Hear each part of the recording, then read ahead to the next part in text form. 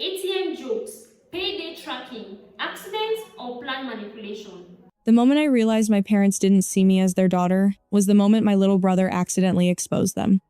Yeah, accidentally. And if you're thinking, how bad could it really be? Just wait.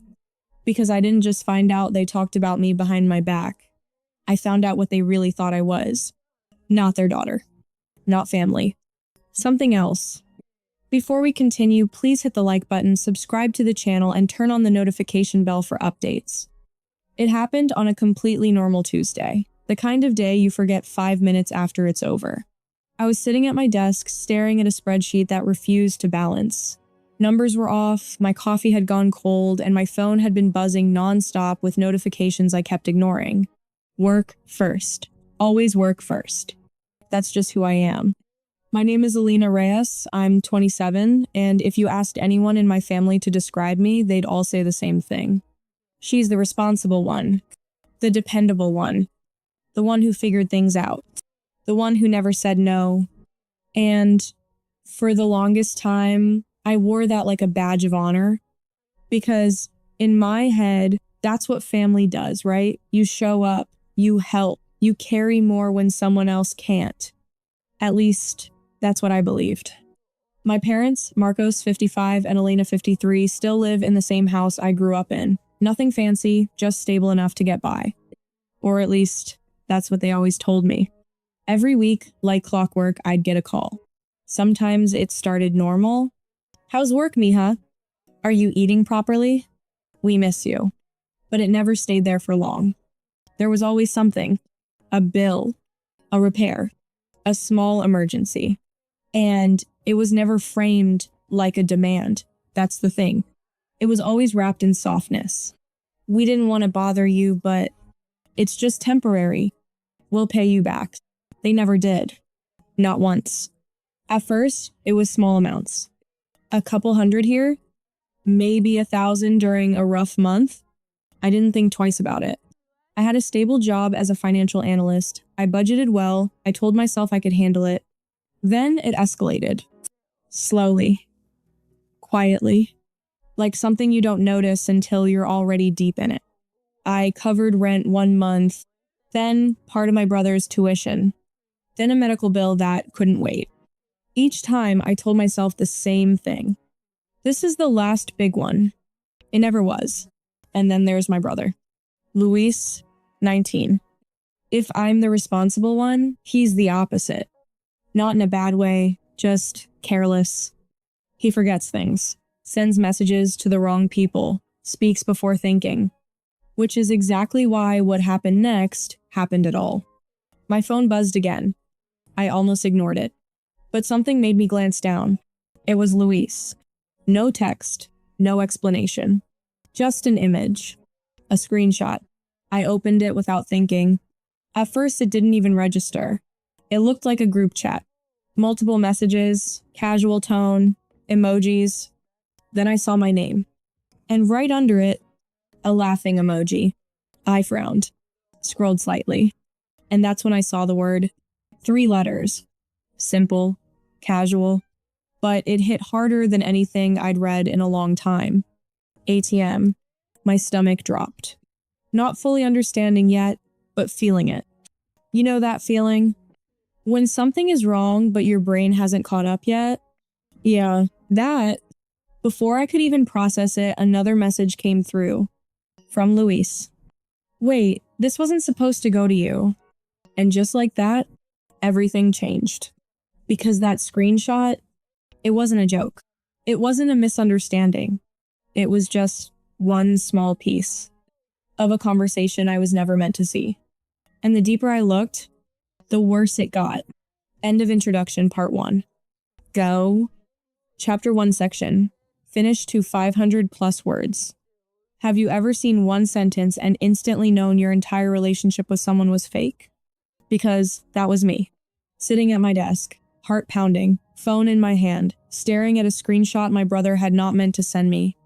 And the first thing I did, the most pathetic thing, honestly was try to explain it away. Maybe I was reading it wrong. Maybe it was sarcasm. Maybe ATM meant something else. I actually told myself that for a full 10 seconds. Then I looked again. It was a group chat I wasn't in. The title had been cropped out, but I could see enough to know it was family. My mother's profile picture, my father's name, Luis replying with one-word messages like he always did. And right in the middle of it, my name, Alina. Then a message from my dad, ask her Friday, she just got paid. Under that, my mom replied, don't worry, she always sends it. And then the message that made my skin go cold, our personal ATM. That laughing emoji did something to me. Not the words, not even the planning, the laughing. Because jokes are revealing, aren't they? People say the truth faster when they think it's funny. I didn't answer Luis right away. I just stared at the screen until the numbers on my work monitor blurred together. My coffee sat untouched. Someone in the office was talking 2 desks over and it all sounded far away, like I was underwater. Then Luis sent another message. Alina, seriously, don't say anything yet. Yet? That word snapped me out of it. I typed back immediately. What is this? He took too long to respond. Way too long. The kind of silence that tells you the answer before the message arrives. Then, it's not what you think. You ever notice how nobody says that when things are innocent? I stood up so fast my chair rolled back into the filing cabinet. I took my phone and walked into the empty stairwell near the emergency exit, because I knew if I stayed at my desk, I was going to lose it in front of everyone. I called him. He answered on the second ring, already breathing hard like he'd been dreading it. Luis, I said, what am I looking at? He didn't answer. Luis, it's just a chat. A chat I'm not in. Another silence. Then, quietly, message delivery timed out, please try again. Wait, this wasn't supposed to go to you. Read that again. Not oops wrong chat lol. Not ignore that. No, this wasn't supposed to go to you. So now the question isn't just what did I see? It's what else exists that I haven't seen. I stared at my phone, my thumb hovering over the screen. My first instinct? Rationalize it. Maybe it was a joke. Maybe I misunderstood. Maybe ATM didn't mean what I thought it meant. But let me ask you something. If it was nothing, why did Luis sound scared? I typed back, what is this? 3 dots appeared instantly. Disappeared. Came back again. Disappeared. That hesitation? That silence? It told me everything before he even said a word. It's nothing, seriously, you're overthinking. Overthinking. Right. Because seeing your own name next to the word ATM in a family chat is totally normal.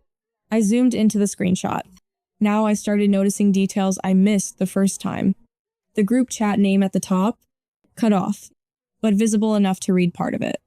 Family only. Family only. And I wasn't in it. That's when something cold settled in my chest. Because this wasn't just about one message anymore. This was about a separate space where conversations were happening without me. About me. I scrolled through the screenshot again. This time, slower. More carefully. There were multiple messages stacked. My mom's name. My dad's name. Luis. All in one place. Laughing. One message stood out. From my dad. Just ask her Friday. That's when she gets paid. My breath caught. Because he was right. Friday was my payday. And suddenly, a memory hit me. Last Friday, a call from my mom. Her voice soft, almost hesitant. Mija, we're a little short this month. I felt my chest tighten. No. I scrolled further. Another message.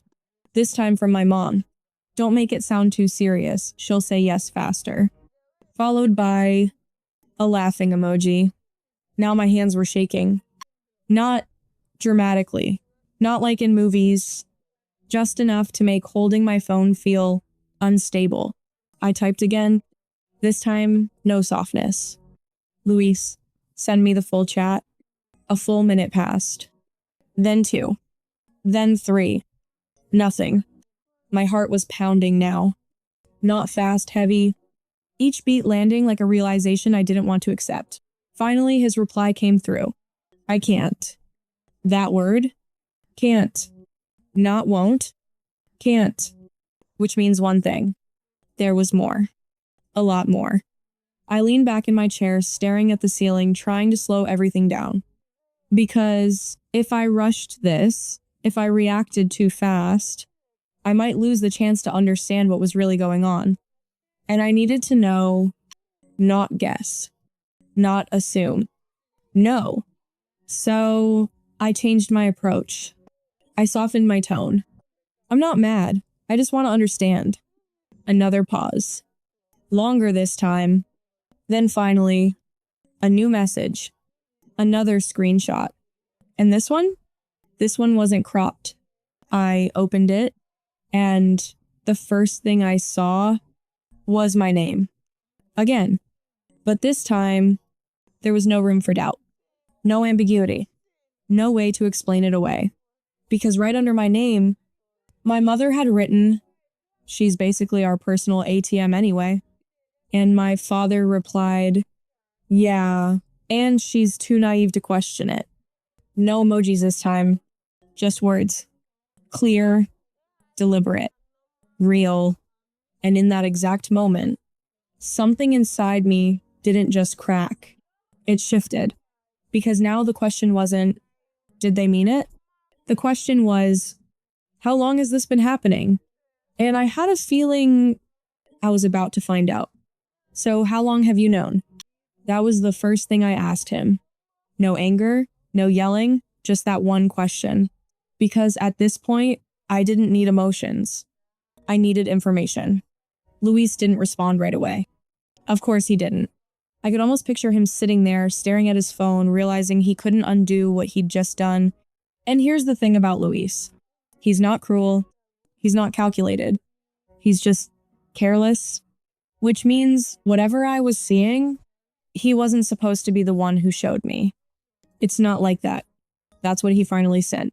And if you've ever heard that phrase before, you already know what it means. It's exactly like that. I didn't argue, didn't accuse. I just replied, then explain it. A minute passed. Then another. Then finally, it's just a group chat. Mom made it like 2 years ago. 2 years. Let that sink in. For 2 years, there was a space where my name came up and I wasn't there to hear it. I typed slowly, carefully. Why am I not in it? His answer came faster this time. Too fast. It's just like for planning stuff. You know how mom is. Planning. That word stuck. Because planning what? Birthdays? Family dinners? Or something else? I stared at the screenshots again. At the messages. At the tone. And suddenly, something clicked. This wasn't random. This wasn't occasional. This was organized. Planning what, Luis? This time, there was no immediate reply. Just silence. And silence? Silence is loud when you're waiting for the truth. Then, another screenshot. I opened it, and immediately, I wished I hadn't. It was the same group chat. But this time, the messages were older. Weeks back, maybe months. My mom, she sounded tired today. Maybe wait a few days before asking. My dad, yeah, don't push it. Last time she hesitated. Luis, she'll still send it though. And then my dad again. Of course she will. She always does. No hesitation. No guilt. Just certainty. I felt something twist in my chest. Not sharp. Not explosive. Just heavy. Like something sinking. Because they weren't hoping I'd help. They weren't even asking anymore. They were counting on it. And then came the part that hit even harder. Another message. From my mom. Just remind her how much we sacrificed. That always works. I actually laughed.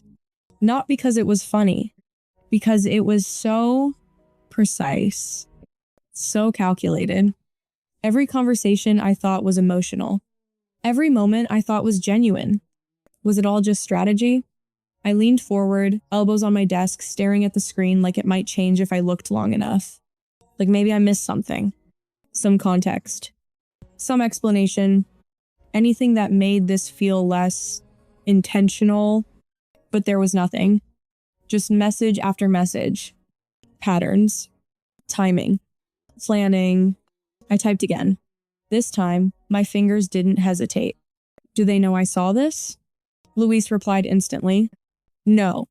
Then another message right after. Please don't tell them I sent it. Of course. He was scared. Not of me. Of them. And that told me something important. Something I hadn't considered before. This dynamic, it didn't just involve me. It shaped him too. I exhaled slowly, trying to steady my thoughts. Because now, I wasn't just hurt. I was seeing the full picture. And it was worse than I thought. This wasn't occasional manipulation. This was a system, a routine, a pattern that had been running for years. And then I asked the question that changed everything. Luis, what did they say today? There was a pause, longer than any before. Then finally, a new screenshot appeared. And at the very bottom, the most recent message, sent just hours ago, from my dad, call her tonight, say it's urgent. And from my mom, ask for $2,000, she just got paid. I checked the time, then I checked my call log, 3 missed calls, from mom. And just like that, everything lined up, every word, every tone, every emergency. It wasn't happening randomly. It was happening right now. And the scariest part, they had no idea. I already knew.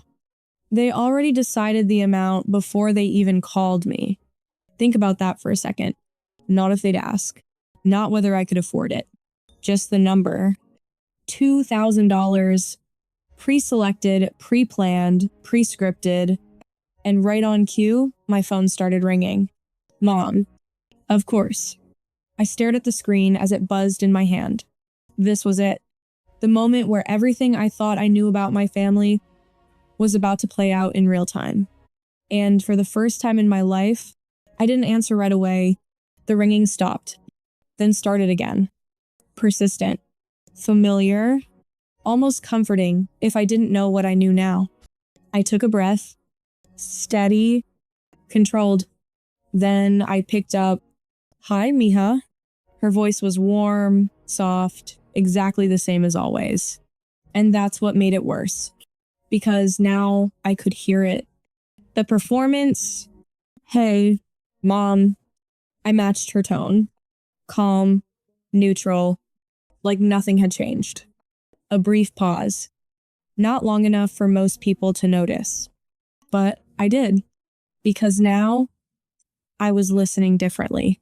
"How are you? You sound tired." There it was. The setup, concern first. Always concern first. "I'm okay, just work." Another pause. Then a soft sigh. "Mija, I didn't want to bother you, but..." And just like that, we were in the script. I leaned back in my chair, closing my eyes for a second. Not to escape, to focus. Because I already knew what was coming. Word for word. "It's just been a hard month," she continued. "Your father, his hours got cut again, and the electricity bill is..." Electricity. Exactly what the message said. I almost smiled. Not because it was funny. Because it was identical. "How much do you need?" I asked. Straight to the point. No hesitation. Another pause. Longer this time. Because that wasn't how this usually went. "Well, we were thinking maybe..." Here it comes. Say it. $2,000. There it was. Clean. Precise. Exactly as planned. I opened my eyes and stared at the ceiling. And for a second, everything went quiet. Not around me. Inside me, because this was the moment. The confirmation. The undeniable proof that everything I saw was real. And here's the part that changed everything. I didn't call her out. I didn't confront her. I didn't even hesitate. Okay. Silence. Then relief. Immediate. Unfiltered. "Oh, thank you, Mija. We'll pay you back, I promise." You're such a blessing. We don't know what we'd do without you. I tuned it out. Not because I didn't hear it, because I'd heard it too many times before. Instead, I looked back at the screenshots, at the messages, at the plan, and I realized something. They weren't just manipulating me. They were studying me, tracking me, adjusting based on how I reacted. And the worst part, it worked. Every time. Until now. I'll send it tonight, I said. More gratitude, more warmth, more of the same performance. We hung up, and I just sat there, phone in hand, heart steady, mind clear, because something had shifted. Not cracked, not broken. Shifted. For the first time, I wasn't reacting. I was observing. I opened my banking app, stared at my balance, at the transaction history, at the long list of transfers labeled family. I started scrolling, further back, then further. Months, years. And the numbers, they didn't just add up. They stacked thousands, tens of thousands. Gone. Not stolen. Given willingly, repeatedly, predictably, exactly how they planned. I let out a slow breath, then picked up my phone again, and instead of sending the money right away, I opened a new note and started calculating something I had never calculated before. The total. Because if this was going to end, it wasn't going to end emotionally. It was going to end deliberately. And what I found changed the way I saw everything. I wish I could say I was shocked by the number, but at that point, I wasn't. I was just done. I stared at the total on my screen. Not a rough estimate, not a guess. A precise number. Every transfer, every emergency, every "we'll pay you back." Logged, added, finalized. $38,420. That's how much I had sent them over the past 3 years. $38,420. I didn't cry. I didn't yell. I didn't even feel anger the way you'd expect. It was something quieter, heavier, like standing in the middle of something that had already collapsed and realizing you didn't even hear it fall. I leaned back in my chair and let the numbers sit there. Because this wasn't just about money. This was about pattern, about intention, about the fact that every single dollar had been part of something planned. And that's when the idea came to me. Not emotional, not impulsive, clear, simple, final. If they see me as an ATM, I said it out loud just to hear how it sounded. Then I'll close the account. I picked up my phone again, opened my bank app, hovered over the transfer button. My thumb didn't move right away. Not because I was unsure, because I was making sure this was the last time. Then I entered the amount, $2,000, exactly what they asked for, exactly what they expected. No deviation, no warning, no hint. I hit send. Transaction complete. A second later, my phone buzzed. Of course it did. Mom. I didn't answer. Then a message came through. We got it. Thank you, Mija. You saved us again. Saved us. Again. I stared at the message. And for the first time, it didn't feel like appreciation. It felt like confirmation. I opened the chat. Typed slowly, carefully. No emotion, no extra words. This is the final payment. I read it once, twice. Then I sent it. 3 dots appeared instantly. What do you mean final? Another message. Are you okay? And another, did something happen? The concern came fast. Too fast. Because this wasn't part of the script. I didn't reply. My phone started ringing again. Mom, then Dad, then Mom again. I let it ring. Watched it. Listened to the sound echo in my apartment. Because for once, I wasn't the one responding on cue. I opened the family group chat. The one I was in, the normal one, the one where everything looked fine. Pictures, memes, casual check-ins, a completely different version of reality. I tapped the top of the screen, scrolled down, and hit leave chat. No message, no explanation, no warning, just gone. The silence that followed, it was immediate, heavy, unfamiliar. Then the calls came faster, back to back, relentless, but I didn't pick up because the version of me that would have answered didn't exist anymore. Hours passed, then a full day, then 2. The messages changed from concern to confusion to something else. Alina, this isn't funny. Call us back. We need to talk. Need. That word again. I put my phone face down, walked away, let it all sit there unanswered. Because for the first time in years, I wasn't reacting to their urgency. They were reacting to my silence. And the longer it went on, the more desperate it became. Days turned into weeks. No money, no replies, no access.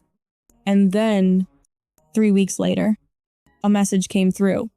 Not in the old chat, not from mom, from dad. Direct, simple. We need you. I stared at it for a long time because this was it. The moment everything circled back. Only this time, I wasn't the same person reading it. And what I sent next was the one thing they never planned for. ATM closed. That's all I sent. No explanation. No anger. No paragraph trying to justify myself. Just 3 words. And for a moment, nothing happened. No typing bubbles. No immediate reply. No frantic call right after. Just silence. It was almost strange. Because for years, every time I responded, it triggered something. A reaction. A follow-up. A new request. But this broke the pattern. Then, finally, my phone buzzed. What is that supposed to mean? My dad. Another message right after. Alina, this isn't funny. Then my mom. Mija, please. If you're upset, we can talk about it. Talk. Now they wanted to talk. I stared at the screen, reading each message as it came in. And for the first time, I wasn't pulled in. No guilt. No second guessing. No instinct to fix it. Because now I understood something I didn't before. They weren't confused. They were destabilized. The system had stopped working, and they didn't know why. I didn't reply. Not immediately. Not emotionally. Instead, I opened my notes again. That number was still there. $38,420. I took a screenshot of it. Then I went back to Luis. Do they still think I don't know? He replied almost instantly. Yeah, they're freaking out. I paused. Then asked, have they said anything about the chat? A few seconds passed. No, they think you're just being dramatic. Dramatic. I almost smiled. Because that word told me everything I needed to know. They still believed they had control over the narrative. That this was temporary. That I'd come back around. That I always did. But they were wrong. And for the first time, I was going to make sure they understood why. I went back to my messages. Opened the conversation with my parents. Watched the notifications pile up. Then I finally typed, I saw the group chat. I sent it. This time, no delay. 3 dots appeared instantly. Stayed. Disappeared. Came back. Then, nothing. A full minute passed. Then 2. Then 5. No response. That silence, it was different. Not confusion. Not frustration. Recognition. Because now, they knew. And when my phone finally buzzed again, the tone had changed. Luis showed you? No denial. No pretending. Straight to the source. I didn't answer the question. Instead, I sent the screenshots. One by one. Our personal ATM. Sent. She's too naive to question it. Sent. Ask her Friday. That's when she gets paid. Sent. Each message landing like a receipt. Not emotional. Not exaggerated. Just factual. The chat went quiet again. And when my mom finally replied, "It wasn't what you'd expect. You're taking it out of context." Of course. Not denial. Not apology. Minimization. My dad followed. "We were joking, you know how we are." Joking. I leaned back in my chair, reading that word over and over. Because here's the thing. If it was a joke, why did it match every single thing they'd done? I typed one last time. "You tracked my paydays, planned what to say, told each other how to get me to send money." Pause. Then I added, "That's not a joke." This time, there was no immediate reply. Minutes passed. Then 10. Then 20. And when they finally responded, the tone shifted again. Not defensive. Not dismissive. Desperate. "We didn't mean it like that. We needed help. You're our daughter." There it was. Not accountability. Just justification. And that's when it fully settled in. They weren't sorry for what they did. They were sorry it stopped working. I looked at the conversation one last time. At the messages. At the years behind them. Then I locked my phone. And just sat there. Because this was the part no one talks about. Not the betrayal. Not the anger. The quiet after. The moment where everything is clear. And there's nothing left to argue. No more confusion. No more doubt. Just truth. And strangely, that truth didn't feel chaotic. It felt still. Over the next few days, the messages slowed. Then changed. From long paragraphs to short check-ins. "Are you okay? Please respond." Then eventually, just silence. No more calls.